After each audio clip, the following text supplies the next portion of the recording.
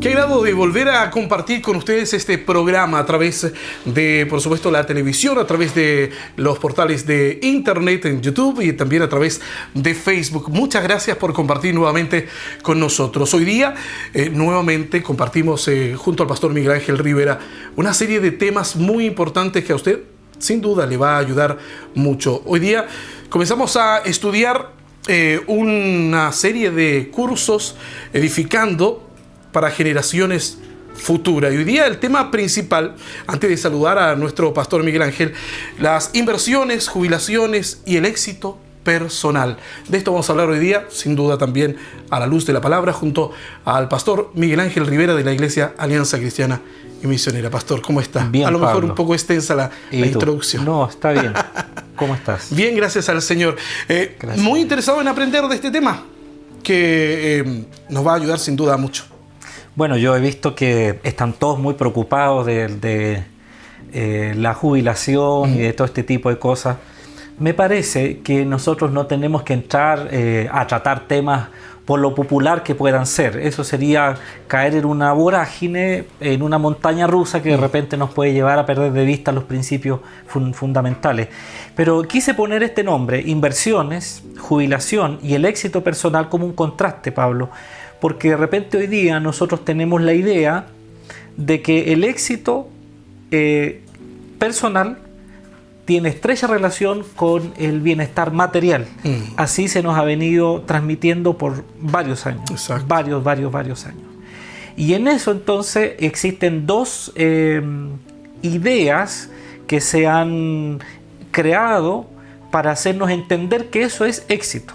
Y las puse ahí con el título, ¿no? Inversiones y jubilación. Es decir, invierte tu dinero, compra propiedades o construye, qué sé yo, y ahorra para tu jubilación, o en las mismas inversiones que haces te darán dinero, si compra una casa, dos casas, tres, qué sé yo, le darán para el futuro. Entonces nosotros hemos caído en estos dos ejemplos para poner todo un envoltorio de seguridad que finalmente pareciera que las inversiones me dan o le dan a la persona, al ser humano, cierta seguridad de éxito para el futuro, para la etapa final de la vida. Claro, para la vejez. Ahora, la pregunta que hay que hacerse es si realmente esto es la herencia más adecuada que le deberíamos dejar a las generaciones futuras. Ese es el gran tema. Ahora, fíjate que en los países en desarrollo, por ejemplo, y que nos influye a nosotros ahora, porque todos los modelos que estamos tomando son modelos que se están trayendo desde Europa, sí, o desde Norteamérica, Europa en su gran mayoría. Las personas empiezan a aspirar por metas financieras.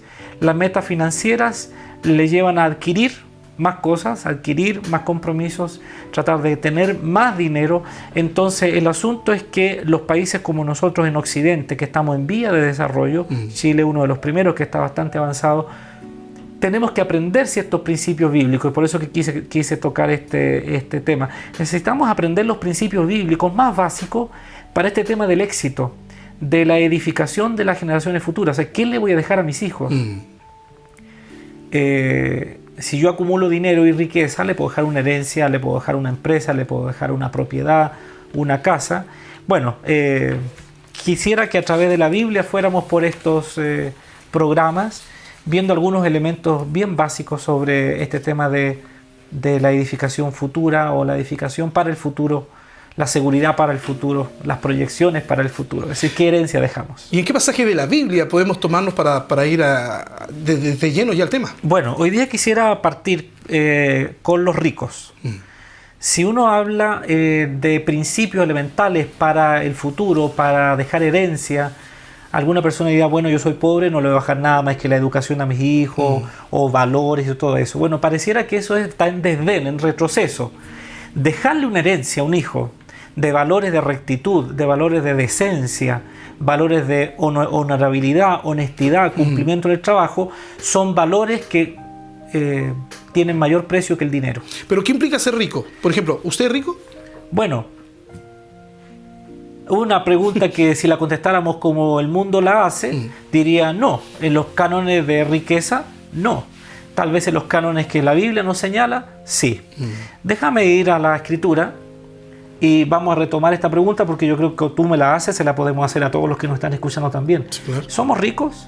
Y alguno dirá inmediatamente, no, pues o sea, no, sabe que no, tengo mi sueldo, un auto que es usado y una casa que estoy pagando. No soy rico. El concepto de riqueza es el que hay que modificar.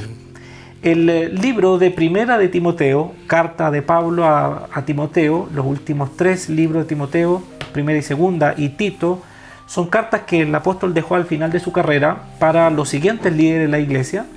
Entonces dice, capítulo 6 de Primera de Timoteo, verso 17 al verso 19, de la siguiente manera: a los ricos de este mundo, mándales que no sean arrogantes, ni pongan su esperanza en las riquezas, que son tan inseguras, sino en Dios, que nos provee de todo en abundancia para que lo disfrutemos. Mándales que hagan el bien, que sean ricos en buenas obras y generosos, dispuestos a compartir lo que tienen.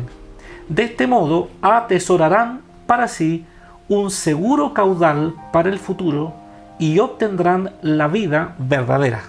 Qué lindo pasaje, es un tremendo pasaje. Nos da vuelta todo el concepto que nosotros teníamos. Sí, lógico, esa es la grandeza del cristianismo. Yo diría que si hay sistemas económicos que han tratado, como el capitalismo o el comunismo u otros, que han tratado de establecer cierto sistema económico en la humanidad para dar justicia y todo, el cristianismo tiene algo que decir. Y un poco de eso que quiero hablar durante estos programas. ¿Qué significará tener dinero o ser rico? Ser rico, según este concepto, bueno, cualquier concepto es tener dinero. Si lo vemos de una manera sencilla, es decir, bueno, tener dinero, tener propiedades, asegurar la rentabilidad, un futuro para mis hijos, para mis nietos, tener herencia. Emplear personas para que trabajen, compartir mi riqueza en cierto modo a través de esto, de emplear personas para que me trabajen. Y en ese sentido, en algo estoy yo también ayudando a las personas que tienen menos recursos. Esa es como la idea que nosotros tenemos de ser rico. La persona rica contrata, le da un salario más o menos aceptable a los trabajadores. Ya hablamos de eso hace unos programas atrás, el empleador y los empleados, cómo hay que ser justo. Pero el asunto es que en las culturas donde la riqueza, como los países desarrollados, está demasiado exacerbada, el concepto de riqueza que se está acuñando en el mundo hoy día es tan fuerte, el pobre se ve con desdén o con desprecio, o en el peor de los casos no se ve. Es decir, la persona pobre es invisible. Tú te vas a las grandes metrópolis en el mundo y la persona pobre es invisible. Es decir, puede una persona con mucho dinero pasar y vive en su mundo. De tal manera que si nosotros fijamos adecuadamente la riqueza, como el mundo lo dice, como la sociedad actual lo dice, como el consumismo lo está llevando, el rico se hace más rico y el pobre queda cada vez más invisible. Pero, ¿qué pasa con el cristianismo? Y Pablo, que está diciendo acá, pues díganle al rico, es decir, primero, el cristianismo nunca va a despreciar ni a los pobres ni a los ricos.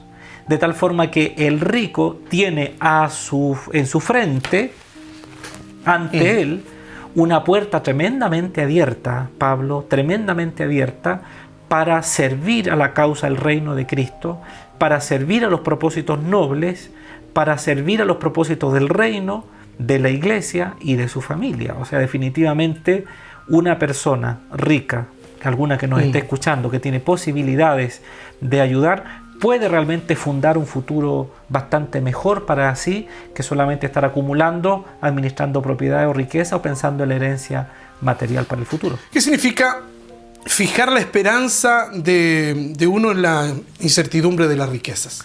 Bueno, el texto dice, pues dígale a los ricos, mándale que no sean de una manera y de otra, no pongan su confianza, su esperanza, dice el texto original, en las riquezas que son inseguras, sino que confíen en Dios, que finalmente es seguro. Aquí me llama la atención esta versión que dice que no sean arrogantes. Correcto. Yo creo que hay dos grandes errores que las personas ricas cometen. El primero de ellos es volverse arrogantes, presuntuosos. El presuntuoso, el arrogante, está siempre pensando en sí mismo, por eso que no ve a los demás. Y si los ve como un medio o como una cosa, como un instrumento para sí mismo. Es decir, ve a un trabajador como un medio para lograr él más riqueza. Si estuve escuchando, estos días en la televisión, que había una empresa, una mediana empresa, que comparte las ganancias que la empresa tiene con todos los trabajadores. Es decir, como se hacía muchos años antes, cuando una empresa tiene utilidades y las utilidades son por sobre el pronóstico que tenía, es decir, hay una ganancia, un superávit bastante considerable, y a veces no tanto, pero hay un superávit dentro del esquema que tenían presupuestado. Ese superávit lo comparten con los trabajadores. Bueno, ¿qué logran? Que el trabajador se sienta mucho más motivado, se sienta estimulado, se sienta con mucho ánimo para trabajar. Lo dijimos en un programa. El trabajador siempre piensa que él debería ganar más. Ahora, estos dos grandes errores, dijimos uno, el volverse arrogante o presuntuoso, y lo segundo es poner su seguridad en las riquezas. Es decir, las riquezas son volátiles. Pregúntale a los que han perdido fondos en las acciones, pregúntale a los que han perdido propiedades producto de siniestro o de terremoto o de inundación. O sea, poner mi confianza, mi esperanza en la riqueza que tengo acumulada tiene estos dos grandes puntos. Ahora, a veces las personas y su riqueza valen más para ellos que la misma gente que tiene necesidad. De tal forma que el error de pensar que mi seguridad está en el dinero que tengo ahorrado o invertido, o mi seguridad está en que yo soy intocable o invencible, o que el dinero me ha dado poder, eso me pone a mí en un escenario muy incierto, porque finalmente el único estable, el único firme es Dios. Entonces la palabra clave acá es la esperanza. Cuando nosotros decimos esperanza, Pablo, estamos pensando en el futuro. Sí, claro. ¿Verdad? Entonces, el rico, que no tiene una correcta mirada de las riquezas, ni se fundamenta en un principio bíblico, tiene su esperanza en el futuro puesto en la riqueza. Llega un momento en que las riquezas se pierden, se agotan. Si no se renuevan, se extinguen. De tal manera que la perspectiva bíblica es que el rico ponga realmente su concepto de riqueza no en lo monetario ni las propiedades que tiene como seguridad, sino que lo ponga en Dios, que finalmente es generoso. Fíjate que la Escritura dice que Dios es dueño de todo, de tal manera que la tierra que tiene un rico, las propiedades que tiene un rico, el dinero que tiene un rico, que le han producido los árboles que sembró, la tierra que plantó, la cosecha que obtuvo, que fue bañada por la lluvia y el sol que da Dios. Entonces Dios es dueño de la tierra y Dios cultiva y provee para que la tierra produzca. De tal forma que el rico y el pobre, pero estamos hablando de los ricos en este programa, el rico necesariamente tiene que poner su mirada en Dios. Él es el que administra este asunto. ¿Cómo debe ser sus riquezas justamente el rico? No me responda. Vamos a hacer un alto. ¿Ya? Bueno, vamos a hacer un corte. A la vuelta de esta pausa ya vamos a volver siguiendo con este tema tan importante, hablando hoy día de los ricos en esta primera parte. Hacemos un alto junto al pastor Miguel Ángel Rivera. Ya regresamos. Estamos de regreso en una iglesia para el que no tiene iglesia, conversando junto al pastor Miguel Ángel Rivera de este importante tema, una serie de temas que vamos a estar hablando en nuestro programa, edificando para generaciones futuras. Hoy día, las inversiones, jubilaciones y el éxito personal. Quedamos con una pregunta antes del corte. ¿Cómo deben usar los ricos sus riquezas? Muy buena pregunta. Porque finalmente el que es rico no está prohibido en la Escritura. El rico está permitido en la Escritura. Claro. Así como el Señor Jesucristo dijo, los pobres los tendréis siempre, definitivamente Él estableció reglas para el cristianismo, o para el hombre rico cristiano, la mujer rica cristiana, el hombre y la mujer pobre cristiano. Hay formas de vivir. Según la Biblia, no es malo ser rico. No, claro que no. Pues si no es que el cristianismo sea de pobres, o que el paradigma sea cristiano es sinónimo de pobreza, para nada. Dios le dio a algunos la riqueza, le proveyó de manera abundante, al pobre también le provee milagrosamente. O sea, definitivamente, mira, yo observo generalmente en las iglesias personas que son humildes y sencillas, tal vez personas que reciben una jubilación, pero cómo Dios les bendice, les prospera, les da larga vida, les da salud. No estoy diciendo que a los ricos no, pero Dios es Dios y es justo. Yendo a la pregunta, si tú te fijas, Pablo dice claramente, mándales que hagan el bien, verso 18, que sean ricos en buenas obras y generosos, dispuestos a compartir con lo que tienen. Y aquí está la clave del principio bíblico. El Señor no le dice a los ricos sean pobres, le dicen sean más ricos. Vaya, más rico. Lo mismo pasa en la parábola. El Señor al que tiene, al que no tiene, lo que tiene le será quitado y se le será dado al que tiene más. Bueno, no es que Dios quiera que haya riquezas en exceso. Quiere que los ricos sean ricos para buenas obras. Y pone las siguientes palabras: generoso. La generosidad implica que el rico toma de lo suyo, no de lo que le sobra, sino de lo suyo, ¿verdad? Y comparte y provee para las necesidades, ¿no?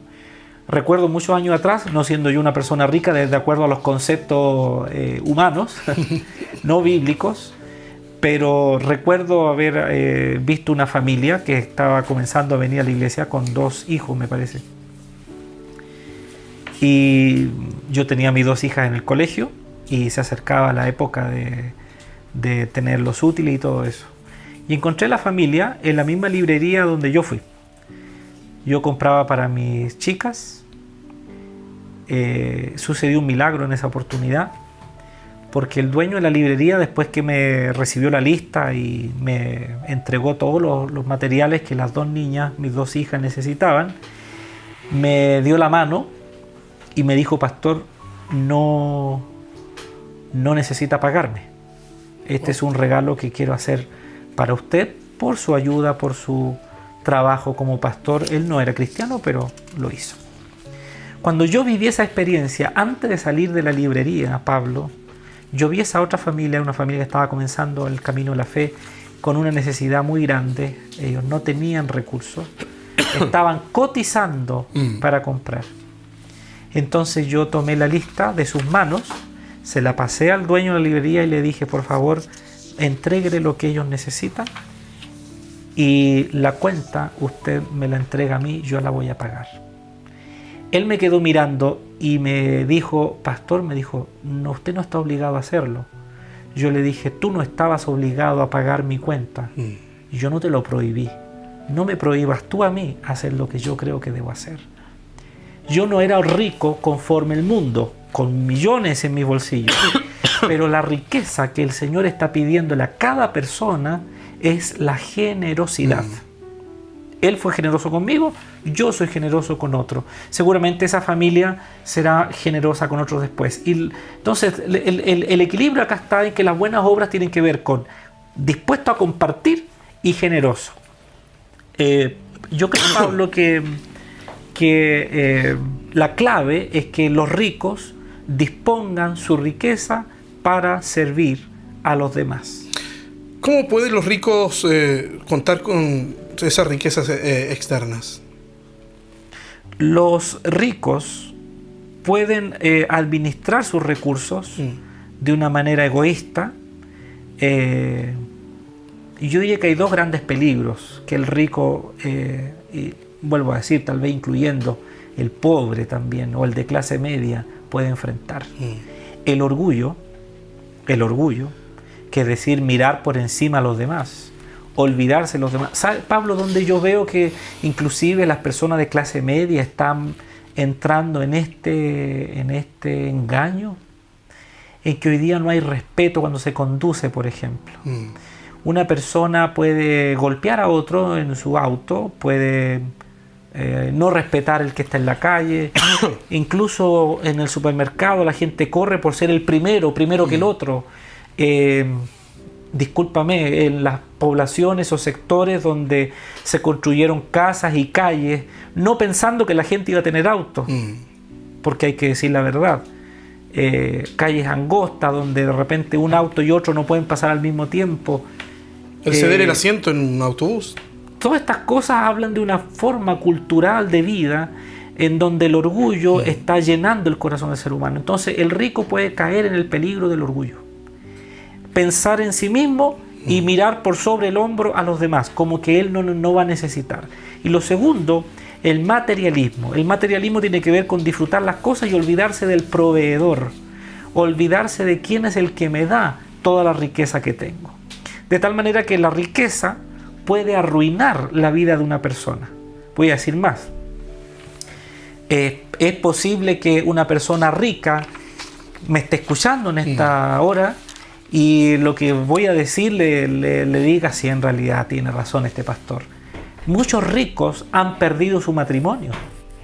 Muchos ricos han perdido a sus hijos. Los han criado egocentristas, egoístas, orgullosos, consumistas, no se llenan con nada, son como una sanguijuela, dice un proverbio antiguo, que come y come y nunca se sacia. El libro de Proverbios dice, la sanguijuela como la tumba, la muerte, nunca se sacian, siempre quieren más. De tal manera que el rico que ha caído en los errores del orgullo y el materialismo, lo único que ha hecho para su futuro es quedarse solo, ser engañado, tal vez ser robado, ser estafado por alguno de sus socios o de alguno de sus miembros de la familia. Y entonces, si nosotros miramos estos dos, cuando la pregunta es ¿cómo pueden contar los ricos con riquezas eternas? Es decir, riquezas para el futuro, es que ellos aprendan a ser generosos y a compartir. Ahora, cuando decimos la generosidad, dice que tienen que ser buenas obras, aquellas cosas que bendigan a otros, aunque yo no los conozca. En otras palabras, que añadan un tipo de riqueza diferente a la riqueza que nosotros tenemos como monetaria. El rico tiene derecho, y si tiene riqueza, que la tenga, pero que la administre con beneficio de generosidad para los demás, es decir, que comparta, que esté dispuesto a compartir, no que tenga que andarle pidiendo, sino que él busque la forma en que se pueda ayudar. Entonces, cuando nosotros estamos hablando de los principios de Dios en la generosidad, mira a nuestro Dios como es. Nuestro Dios es generoso. Sin duda, sin duda. ¿Qué quiere decir Pablo, pastor, cuando dice que se debe usar generosamente la riqueza para buenas obras? Nos permitirá también así alcanzar la vida verdadera. El texto bíblico decía, de este modo, compartiendo con los demás, siendo generoso, atesorarán para sí un seguro caudal. Eso es lo primero. ¿Qué es un caudal? Es una figura que el apóstol Pablo usa de un río, ¿no? De una fuente de agua. Cuando uno se compra un terreno, oye, y tiene una vertiente de agua, eso es una maravilla. No le pide a nadie. De tal manera que lo que Pablo está diciendo, mire el rico, que aprende a compartir su riqueza, es como que tenga un caudal que en el fondo va a ir a dar un estanque que después va a cosechar. Lo digo de esta manera, poniendo un símil. Yo paso al banco, tengo una cuenta en un banco, ahí voy. Generalmente hago transferencias, ya no sé, uno no necesita ir tanto al banco, pero voy y paso a saludar. Paso a saludar a las personas que están en la caja, paso a saludar a las personas que están en el mesón de atención al cliente. Hace muchos años que voy ahí y he ido conociendo la historia de muchos y acompañándolo cuando han pasado cosas tristes. Y entonces me encontré con un hermano un día y entonces él me dijo, pastor, ¿y usted por qué saluda a tanta gente? Y yo le dije, mira, ¿tú no has pensado que cuando te mueras tiene que haber gente que lleve tu urna? Y él me quedó mirando. No había pensado en eso, porque esta persona es una persona con dinero, con bastante dinero aquí en Villarrica. Entonces me decía, no había pensado en eso. Por supuesto, hombre. Si tú eres una persona distante, Oscar, si tú eres una persona que no comparte tu riqueza, yo no tengo dinero, no soy millonario, pero tengo riqueza a lo mejor en conocimiento de la palabra, en posibilidad de tener este programa. Yo estoy compartiendo mi riqueza, estoy dándola a otros, ¿no? De tal manera que cuando el texto dice que yo alcance riquezas como un caudal, es que yo como una fuente de agua voy dando y generosamente dando para que al final haya como un caudal fluido que me devuelva la mano. Mira, Pablo, yo no quiero terminar solo, viejo y enfermo, aunque tenga riqueza. Me parece que los ricos que me están escuchando piensen cabalmente por qué la gente está con ellos. Porque son generosos, porque son dispuestos a dar, o porque simplemente quieren en algún minuto robarle algo que consideran justo. Yo preferiría ser pobre, pero tener mucha gente rodeándome a mi alrededor, devolviéndome el cariño y el aprecio, que ser rico y estar solo. Por eso digo, hay que revisar. Ahora, A la luz de la verdad bíblica, el Señor Jesucristo dijo, háganse tesoros en el cielo. ¿Qué implica esto, Pablo? A mí me da la impresión que el orgullo y el materialismo van a ser desarmados por la generosidad. Pero los ricos tienen mucha oportunidad, pero mucha oportunidad de comenzar a pensar en el futuro, más que en la eternidad, porque alguien pudiese decirme, bueno, entonces los ricos tienen que dar su plata, su dinero, para que tengan la vida eterna. No, no es eso. Pablo dice, para la vida verdadera. Y con esto quiero concluir. ¿Cuál es la vida verdadera? ¿Aquella que está rodeada de riquezas o aquella que es mucho más profunda que eso? Es decir, una vida de amor, una vida de paz, una vida de inversión. Saber invertir. O sea, si yo tengo dinero, Pablo, si yo tengo dinero y puedo invertir en los niños, por ejemplo, algo que yo siempre he pensado, lo hago cuando pueda, en cuanto puedo lo hago, dar un cuaderno a un niño. A veces hago viajes, cuando vengo de viaje siempre me acuerdo de algunos niños de la familia, les traigo algún cuaderno, alguna revista, alguna cosa, voy viendo detalles que ellos hablan y yo de repente viajo y les traigo, o alguna cosita. Yo digo, ese niño no se va a olvidar nunca. A lo mejor el niño le hace falta, no sé, cualquier cosa. Voy a concluir con una historia de mi vida. Los expositores bíblicos no hacemos alusión a nuestra vida, pero tenía yo 8 años. Entonces había tomado un tarro de café, le había hecho una abertura, y dentro de las posibilidades de mi familia, yo comencé a ahorrar para comprarme una Biblia. Quería una Biblia en particular que tenía las tapas de cuero y el canto dorado. La había visto en una revista. Entonces comencé a ahorrar dinero, moneda, o recuerdo que antes el billete, los 50 pesos eran un billete azul que tenía a Arturo Prat, y los 500 pesos también eran un billete. Creo que estaba Pedro de Valdivia en ese billete, no tengo muy buena memoria sobre ese billete en particular. Y comencé a guardar dinero, monedas y qué sé yo. Cuando llegó el momento, en mi iglesia, donde yo me convertí, donde nací, vino una conferencia de pastores, me recuerdo, y entonces en el hall del templo había un gran stand de libros y de Biblia. Y yo, niñito, fui a mirar y vi, y al otro día abrí mi tarro, saqué la cantidad de dinero que tenía 700 pesos, que era bastante dinero. Me fui con todo mi dinero en el bolsillo al culto, con mi madre o mi abuela, no recuerdo, y cuando llegué, me acerqué a ver la Biblia y estaba la que yo quería. Costaba 2.200 pesos. Que sería como 22.000 pesos, vamos a suponer 22.000 pesos hoy día. Yo tenía 7.000. Estuve todo ese culto triste, con mis monedas ahí. Pensé incluso dar todo el dinero en la ofrenda. Siendo niñito, me enseñó mi madre y mi abuela a ofrendar.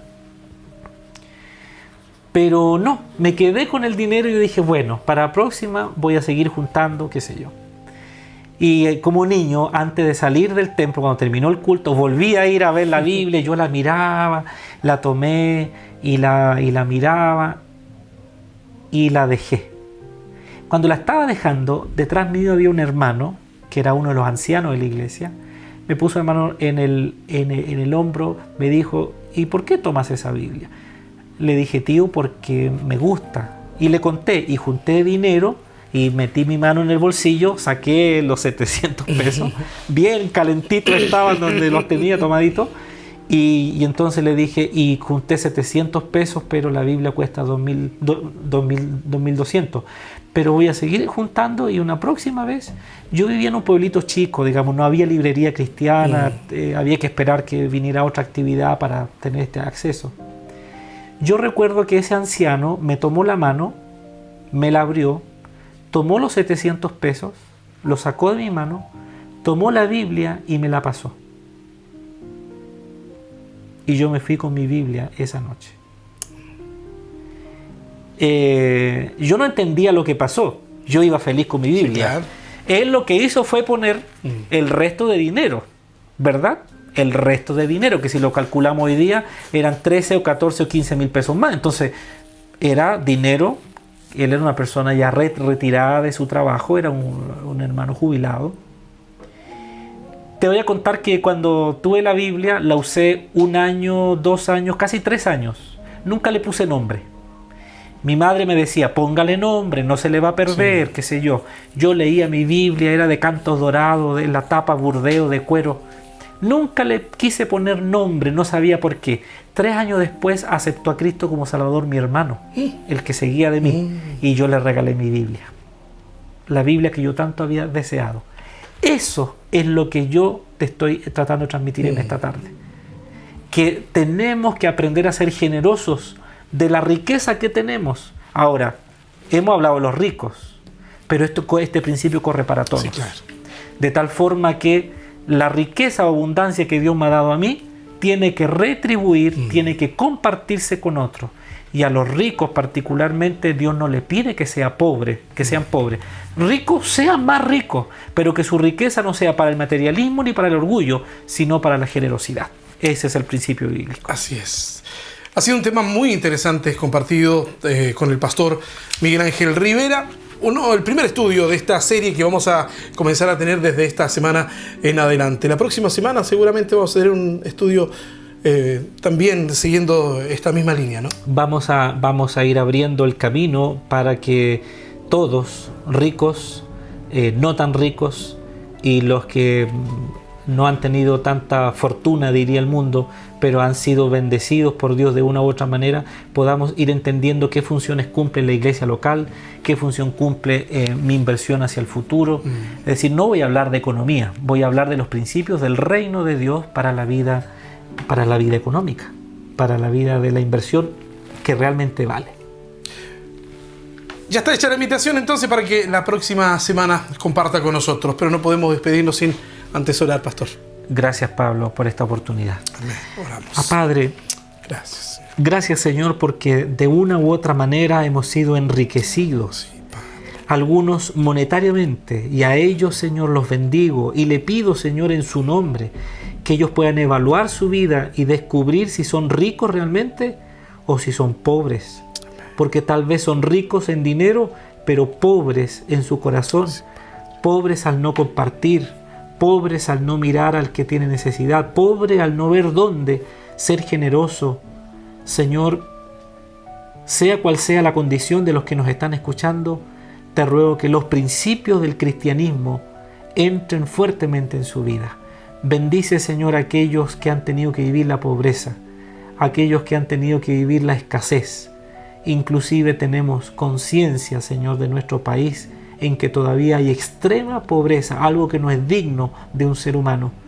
Te pedimos que los libres, Señor, del orgullo también, que los libres, Señor, de el pesar, pero que ayudes a aquellos que más tienen para que puedan dar y compartir con generosidad. Oramos en el nombre de Jesús. Amén. Amén. Y de esa manera estamos llegando al final de este espacio de nuestro programa. Pero antes de despedirme quiero dejar esta nota que ha preparado nuestro equipo de trabajo de estos que se ha hecho, ¿cierto?, la inversión también hacia los niños, no solamente de la Iglesia Alianza Cristiana y Misionera, sino que de la comuna y otras comunas. Vea la siguiente nota. Que esté muy bien.